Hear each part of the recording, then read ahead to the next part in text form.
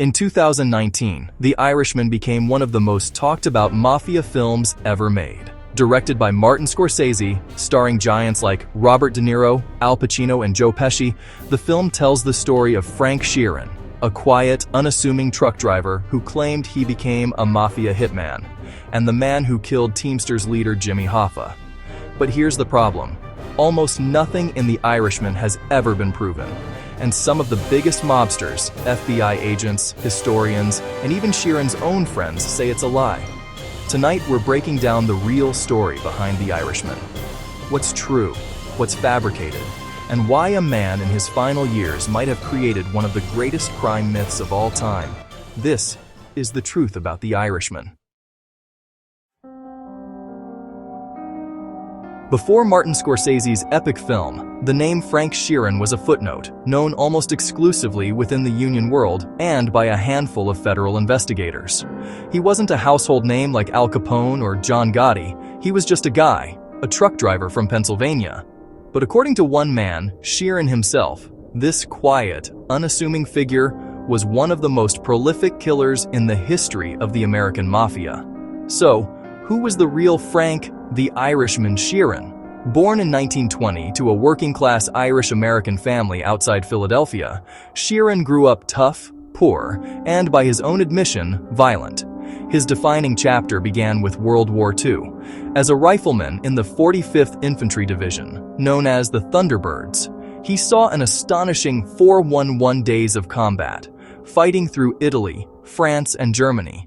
It was here, Sheeran claimed, that he became desensitized to killing. He later boasted of participating in war crimes, including the summary execution of German POWs, a grim detail he would repeat often, framing the war as the crucible that forged him into a man who could kill without hesitation. After the war, he returned to a country booming with opportunity, but Sheeran's path was less glamorous. He became a truck driver, hauling meat and joining the powerful International Brotherhood of Teamsters. In the post-war landscape, the Teamsters Union was a behemoth, a sprawling organization with immense political and economic clout. For a while, Sheeran's life was about long hauls, loading docks, and tight deadlines. His biggest crime at that point was probably the occasional parking ticket, nothing criminal. At least, not yet. But Sheeran later insisted his life changed forever the day he met Russell Bufalino. While fixing his truck on the side of the road, a car pulled over, and out stepped the quiet, soft-spoken head of the Pennsylvania mob. Bufalino, a man of immense power but little flash, took a liking to the imposing war veteran. According to Sheeran, this chance encounter was his entry into a hidden world. Bufalino saw potential in the tough Irishman and, as the story goes, began giving him small jobs.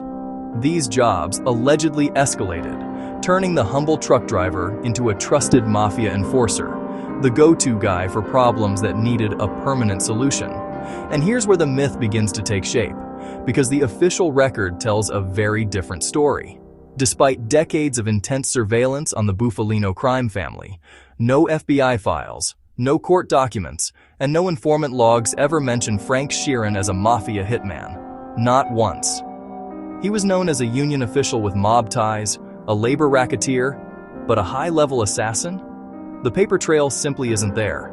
Still, in his final years, frail and in a nursing home, Sheeran sat down with author Charles Brandt and told a story that would change everything. A story of power, betrayal, and murder that Scorsese would eventually turn into a 312-hour cinematic epic. In the 1990s, Sheeran met author Charles Brandt, a former prosecutor turned writer. Brandt asked Sheeran to talk about his past, and the stories that came out were incredible, almost too incredible.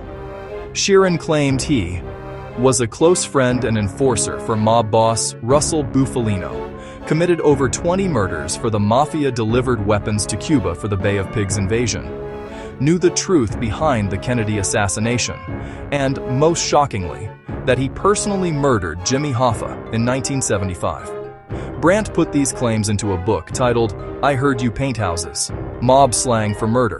But here's the catch. As soon as the book came out, people who actually knew the mafia world started calling BS, and they didn't hold back. Frank Sheeran's story, as told in I Heard You Paint Houses, is a cinematic masterpiece of a confession. But when you pull back the curtain, the entire narrative starts to wobble. Experts, from FBI agents to mob historians, have pointed out massive holes in his account. So, let's break down the 6 biggest reasons why Frank Sheeran's story, for all its drama, is almost certainly false. First, and most importantly, the Mafia didn't use outsiders for a hit this big. The entire structure of La Cosa Nostra is built on a foundation of absolute loyalty, secrecy, and a rigid hierarchy.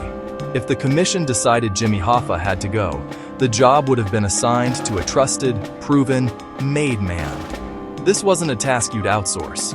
The risk of a non-member talking was far too great. They would have used a soldier from the family with jurisdiction, someone who had proven their loyalty over decades and was bound by omertà, the code of silence. The FBI's primary suspects were men like Anthony Tony Provenzano, a New Jersey Teamsters boss and Genovese family capo with a very public feud with Hoffa, and Anthony Tony Jack Giacalone, a powerful Detroit partnership street boss. These were the men Hoffa was scheduled to meet on the day he disappeared. They had the motive, the means, and the standing within the mob. So, wait, what? The Mafia, an organization with arguably the strictest HR policies in the world, would suddenly hire a freelance union official for its most high-profile termination ever. It just doesn't add up. Second, Sheeran was barely mentioned in FBI Mafia files. From the 1960s through the 80s, the FBI dedicated immense resources to dismantling organized crime. The Bufalino family, Sheeran's supposed patrons, were under a microscope. Through extensive operations, like the one codenamed Hoodwink, the Bureau wiretapped phones, bugged cars, and ran a network of informants deep inside the family. They generated hundreds of thousands of pages of documents. In the main FBI file on the Bufalino family, a document spanning thousands of pages, Frank Sheeran's name appears only a handful of times, and when it does, he's never described as a killer, an enforcer, or even a mob associate. He's labeled as a prominent Teamsters union official, a friend of Russell Bufalino, or simply a truck driver. There are no mentions of him painting houses, no whispers of him being a go-to hitman.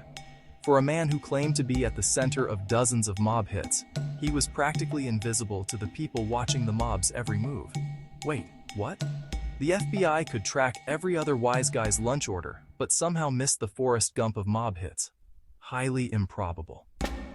Third, nearly every mobster denied knowing him as a killer.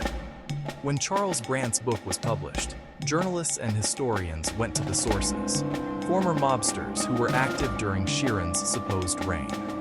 The response was a deafening silence. High-profile figures who later cooperated with the government, like former Colombo family captain Michael Francesi and the Gambino family's infamous underboss, Sammy the Bull Gravano, both stated they had never heard of Frank Sheeran in the context of being a hitman. Michael Francesi was explicit. I can tell you that in my life in the mob, I never heard the name Frank Sheeran one time. He was not a mafia hitman. No one I knew ever mentioned him. These were men who knew the hitters, the earners, and the major players. For Sheeran to be the secret weapon of the Bufalino family, yet completely unknown to the top brass of other major families, strains credulity. Wait, what? He was the mob's deadliest secret, but it was so secret that not even the mob knew about it? That's not a secret. That's just not a thing. Fourth, Sheeran's timeline doesn't match reality. This is where the story really falls apart under scrutiny. In the book, Sheeran lays out a very specific timeline for the day Hoffa vanished, July 30th, 1975. He claims he flew from Port Clinton, Ohio to Pontiac, Michigan, on a private plane to carry out the hit. But investigative journalists and FBI agents checked the records.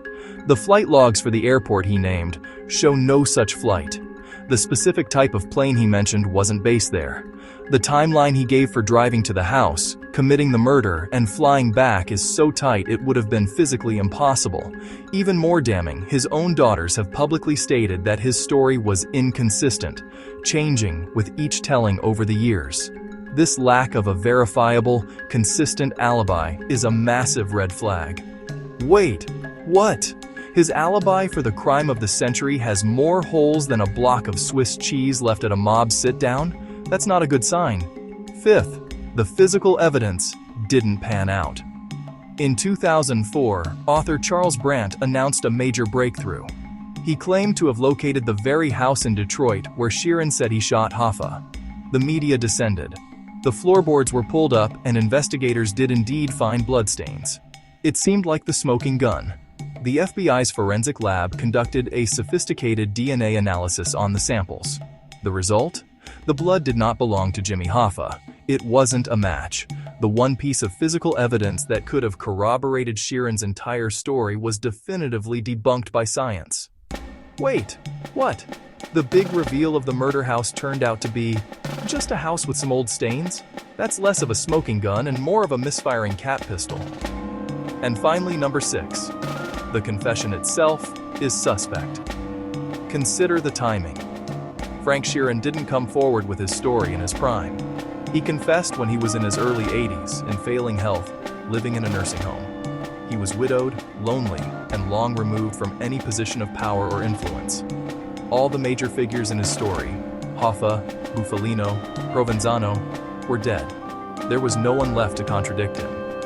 Many criminologists and historians believe Sheeran, facing his own mortality, was motivated by a desire for relevance, for a legacy.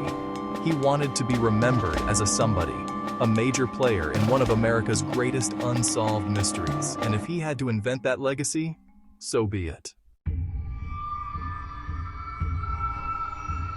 To be fair, the Irishman didn't invent everything. There are parts of Sheeran's story that are true. He did know Russell Bufalino. They were close. Sheeran was a trusted union link for the Bufalino crime family. He was involved in criminal activity. Sheeran ran guns, transported cargo, and did favors for the mob. He was violent. People who knew Sheeran described him as intimidating, aggressive, and capable of brutality. He was a link between Hoffa and the mob. He worked with both sides, the Teamsters and Bufalino. But here's the twist. Being connected to the mob does not mean you were a mafia hitman, and even less that you personally killed Jimmy Hoffa. If Frank Sheeran's confession doesn't hold up, it leaves us with the original million-dollar question: who killed Jimmy Hoffa?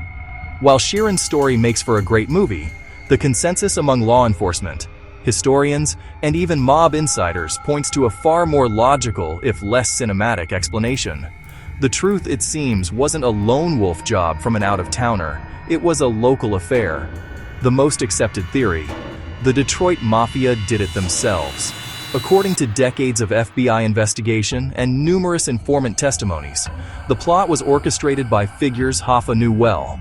The key players were Anthony "Tony Jack" Giacalone, the feared street boss of the Detroit partnership, and Anthony "Tony Pro" Provenzano, a Teamsters official and captain in New York's Genovese crime family. These weren't just random mobsters. They were the very men Hoffa believed he was going to meet that day. The actual hit was likely carried out by a local crew, including Provenzano's top enforcer, Salvatore "Sally Bugs" Briguglio. So why would they turn on one of their own? Simple. Hoffa had become a problem that money couldn't solve. After his release from prison, he was aggressively campaigning to reclaim the Teamsters presidency. To do this, he threatened to expose the Mafia's deep-rooted control over the union's pension fund, their personal piggy bank. He was breaking the code of silence and threatening their entire operation. For the mob, a man who knows too much and talks too much is not a friend. He's a liability that needs to be removed. On July 30th, 1975, Hoffa was lured to the Machus Red Fox restaurant in suburban Detroit for a supposed peace meeting with Giacalone and Provenzano. They never showed. Instead, witnesses saw Hoffa get into a car with several other men. The FBI believes he was driven to a nearby house, likely one owned by a mob associate, and killed almost immediately. The disposal of his body is where the story splinters into grim possibilities. Theories range from cremation at a mob-controlled funeral home to being crushed in a car at a scrapyard. This version of events is supported by a mountain of circumstantial evidence, multiple corroborating informants, FBI surveillance logs placing key figures in the area, and a clear, credible motive. The biggest challenge for investigators was the mob's efficiency. The hit was clean, and the body was disposed of so effectively that no physical evidence has ever been found. Frank Sheeran's story had a narrator. The real story had a code of silence. If Sheeran's story is likely false, then why did Martin Scorsese choose to tell it? The answer is simple. Scorsese didn't see The Irishman as a documentary. He saw it as a tragedy, a story about aging regret, loyalty, betrayal, and a dying man looking back on a wasted life. Whether Sheeran told the truth or lied didn't matter. What mattered was the emotional truth. A lonely old man confessing to sins he may or may not have committed, hoping the world would finally remember his name. In that sense, The Irishman isn't about the mafia. It's about mortality. So here's the truth about The Irishman. Frank Sheeran was not the mafia's secret hitman. He almost certainly did not kill Jimmy Hoffa, and the story he told in his final years falls apart under every bit of evidence. But Sheeran did give us something valuable. He gave us a window into the world of the Teamsters, organized crime, and the brutal, lonely life of a man who wanted to matter, even if he had to rewrite history to do it. In the end, the real tragedy of The Irishman isn't what Frank did. It's what he never did, but wished he had. Thank you for watching. If you want more deep dive true crime documentaries, hit that like button, subscribe, and turn on notifications. Until next time, stay safe.